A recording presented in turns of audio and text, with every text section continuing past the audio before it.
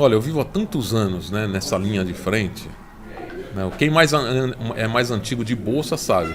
Quando a gente está na linha de frente aqui nas mesas, no pregão e tal, você todos os dias você vive esse ambiente. Todos os dias você tem uma decisão política, tem uma crise em algum país, tem um movimento no câmbio, tem um movimento na taxa de juros, tem, né, um saldo comercial bom, saldo comercial ruim, déficit primário ruim, saldo em conta corrente bom ou ruim. Então, eu vivo exatamente nesse ambiente 44 anos, todos os dias acompanhando, né? É como se eu estivesse dentro do mundo econômico o tempo todo, né? Então, a gente aprendeu, né? A gente aprendeu, e não aprende, né? Na verdade, a gente vai lidando com as mesmas situações de forma diferente, né? Eu acho que a experiência é mais isso, né? As coisas vão se repetindo de uma forma ou de outra ao longo do tempo, vai mudando a forma como você age diante das mesmas coisas, né? Diz que a gente vai ficando meio cascudo, né? Meio... Se conseguirmos um passinho para frente nesse governo, já vai significar lá na frente uma melhora muito grande. Dizer que o país hoje é um lixo completo é uma mentira absurda, né? Fico falando, né? O país ainda é um país pobre, mas melhorou muito de alguns anos atrás, né? E vai melhorar daqui a alguns anos, mas basta que alguns passos sejam dados. Nesse governo já foi a reforma da Previdência, passo importante. Se conseguir passar a reforma administrativa, a reforma tributária, vai ser outro passo importante. Mas é aquilo, né? É um ambiente hostil, né? Hostilíssimo.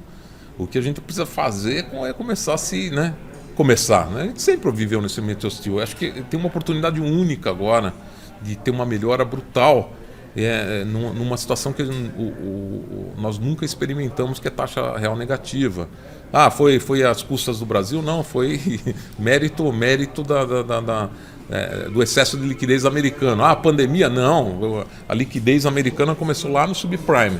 Então a gente tem uma condição única para ter um crescimento industrial, um crescimento de produção, um crescimento de produtividade, né? Um crescimento de PIB, né? Porque as nações elas só ficam mais ricas quando realmente você produz mais, né? E a forma de medir essa produção é o PIB, né? Você cria dinheiro de verdade quando você tem prosperidade, quando você tem crescimento econômico, né? Quando você tem recessão, evapora dinheiro, evapora a qualidade de vida e realmente empobrece a população. Então a gente tem uma condição única. Por quê? Porque taxa de juros negativa, o grande capital ele não fica mais, né, emprestando para o maior pagador de juros do Brasil, no caso desde que eu sou criança, que é o governo. Eu vou fazer 60 anos, então faz tempo que eu enxergo isso, que eu estou vendo isso, né? Então hoje o capital não cresce só com a especulação emprestando para quem precisa muito de dinheiro, que é o governo. Então sempre tivemos taxa de juros reais e você tem a concorrência, né? Ao invés de investir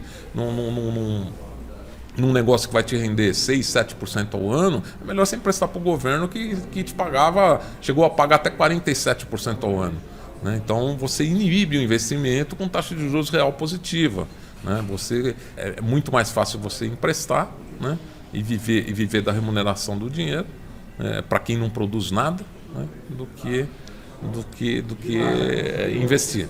Então o dinheiro vira batata quente efetivamente. Ou você investe em ativos reais, né?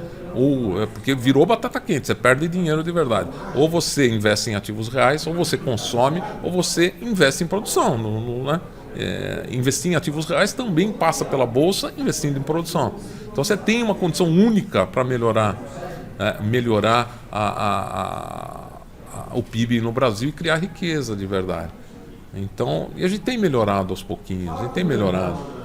O pessoal mais antigo aí, pensa 30 anos atrás, que qualidade de carro a gente tinha, né? Que qualidade de telefonia a gente tinha, né? Telefone era bem, né? Quando privatizaram as teles, né?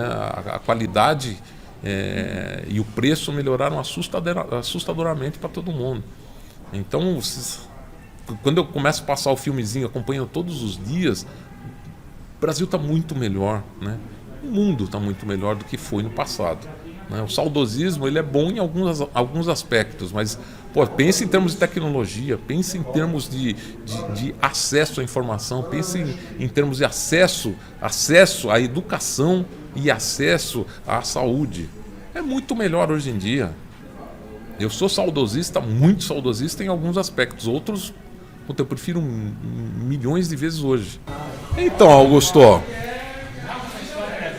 na verdade, os países não estão conseguindo repatriar suas indústrias. Esse é o grande medo, tá? O que aconteceu com o mercado americano? O mercado americano, né, o dólar foi se fortalecendo todo por ter hegemonia, né? Por ter hegemonia dos contratos no mundo todo, por ser a moeda de referência e por virar o padrão ouro, né? Por virar padrão de reserva de valor também. Né? Isso foi crescendo tanto que foi exportando, né, a sua indústria para fora. Né? E isso muito, muito acentuadamente no mercado americano. Ou seja, o dólar foi se fortalecendo perante as outras moedas. Então, com um dólarzinho, você compra 5 coisinhas no Brasil. Você compra, sei lá, 7, 8 coisinhas, né, da China. Então começou, quando você tem esse poder de compra maior, né, você se torna, né, muito mais forte para comprar coisas dos outros. Você tem muito dinheiro para comprar, né, mercadoria dos outros. Dessa forma fica mais barato você produzir num país fora, né, dos Estados Unidos e mandar para lá, porque, né, então o que aconteceu com o fortalecimento do dólar? Exportou a indústria americana para a China, para a Tailândia, para Taiwan, né, para as Filipinas, né, exportou para o Brasil também, exportou sua indústria para fora. Agora, né, qual que era a grande briga do Trump? Falou, poxa, nós precisamos desvalorizar o dólar. Ele cansou de ir para cima do Fed, que é um banco central independente, né?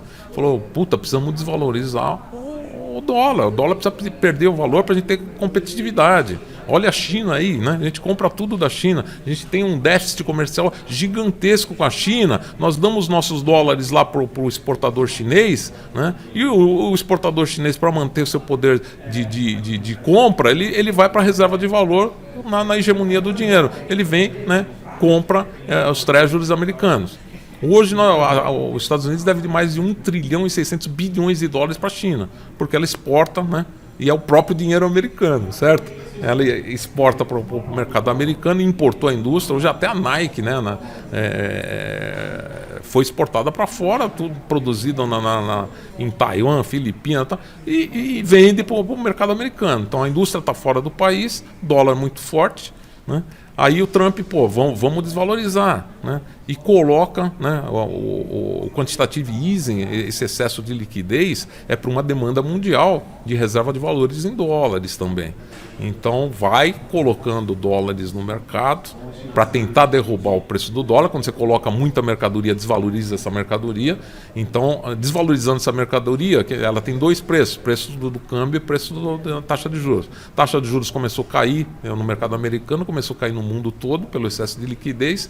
E o dólar, por ser reserva de valor, contrariou a cartilha. Ao invés do dólar cair na velocidade da taxa de juros, o dólar manteve-se forte por uma série de motivos. Existe uma demanda reprimida por reserva de valor. Você imagina que o pessoal assustou com a pandemia. O que ele faz? Né? Ele vai tentar comprar ouro, né? O ouro deu aquela explosão danada, mas não tem ouro para todo mundo, né?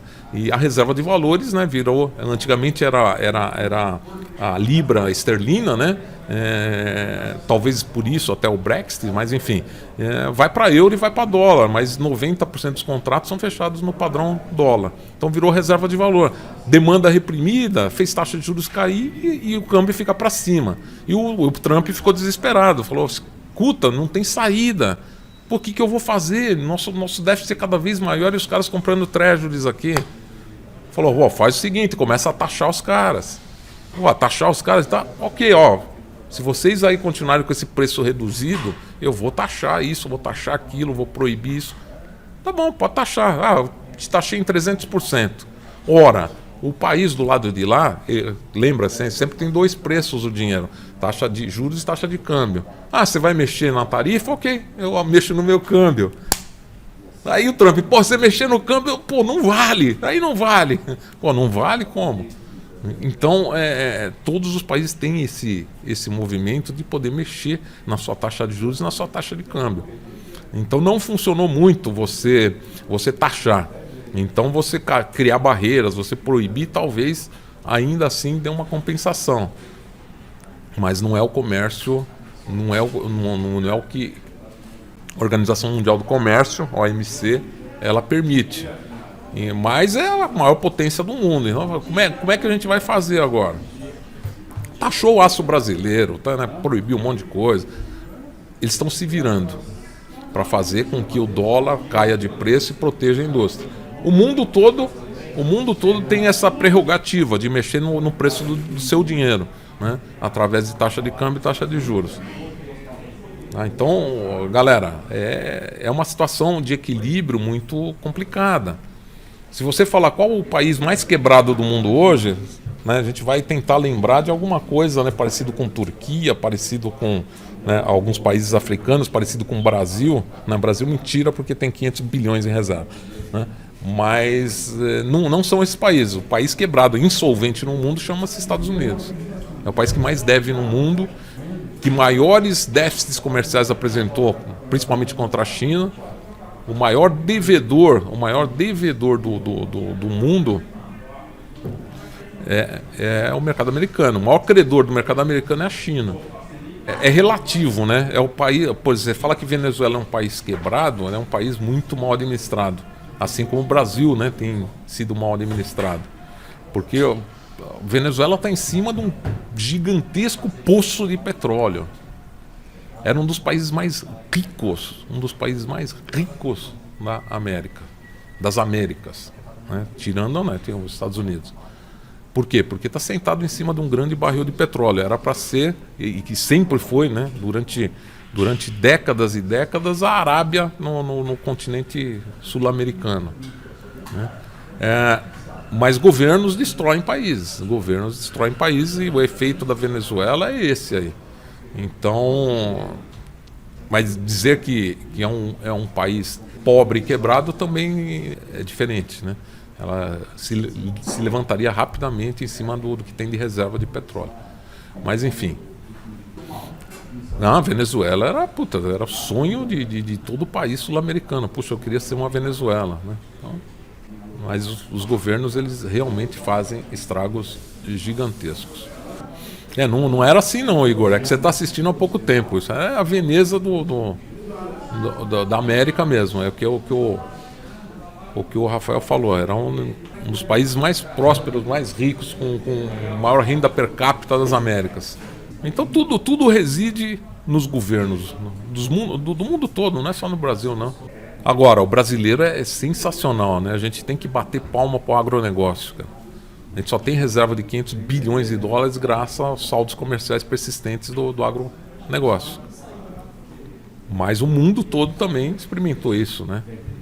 O mundo todo experimentou. A gente está vivendo agora, quando eu comecei esse papo falando que a gente está vivendo um ambiente único, né, para a prosperidade econômica, que é o aumento do preço das commodities, né? E a gente, né, é muito rico em commodities, e as taxas de juros negativas. Né? Isso é uma combinação brutal para a gente experimentar a sensação de riqueza, como experimentamos lá naquele governo estranho. Companheiro, não fala governo estranho, dá crédito para quem tem crédito. Na verdade, lá no governo Lula, a gente experimentou esse boom das commodities. Os booms das commodities, né, começaram a trazer saldo comercial positivo, né, sucessivos. Então a gente sabe o que é ter a sensação de riqueza. A gente experimentou isso em algumas fases do Brasil. Na época do milagre econômico também, a década de 70, 80, foi igual. Né? A gente experimentou a sensação de ser um país rico. Né? Lógico que em outras circunstâncias, mas na época do Lula também experimentamos, não graças à condução política, mas graças ao aumento do preço das commodities. Experimentamos a sensação, né, de vermos nosso dinheiro valorizado, de vermos nossos imóveis, nossos bens valorizados, né? os novos ricos correram para comprar imóveis em Miami, blá, blá, blá. A gente sentiu isso. Sentimos a sensação de riqueza. Essa sensação de riqueza só se dá quando você tem produção maior e preço maior. Bom, imagine que você tem 5 pessoas em casa, só você trabalha e ganha pouco. Todo mundo vive apertado, mas de repente os 5 trabalham e todo mundo ganha bem.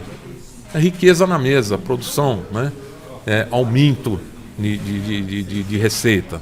Então todas as vezes que o agronegócio foi lá e exportou bastante, né, o gringo dá os dólares lá pro Banco Central, o Banco Central pega a guia de exportação e dá a quantidade de reais para o produtor que vai consumir, vai comprar trator, vai comprar carro, vai ampliar a sua área produtiva, vai dar emprego e tal. Então, quanto mais dinheiro entra, mais riqueza cria. Então, recessão é o pior que pode acontecer para a distribuição de renda, né? Prosperidade é o maior fator de distribuição de renda. Aliado à taxa de juros baixa, você não tem concentração de riqueza, né, de forma desproporcional. Imagine você lá com R$1 milhão aplicado e ganha 10% no ano. Você vai ganhar R$100 mil. A tua empregada que ganha R$1.000 e ter 10% de valorização no ano, ela vai ganhar R$100. Então, um fato extremamente hostil à distribuição de renda é a taxa de juros real alta. Então, a gente tem a oportunidade de criar riqueza e ter uma melhor distribuição de renda. É um desenho bacana isso aí, gente. Um desenho bacana.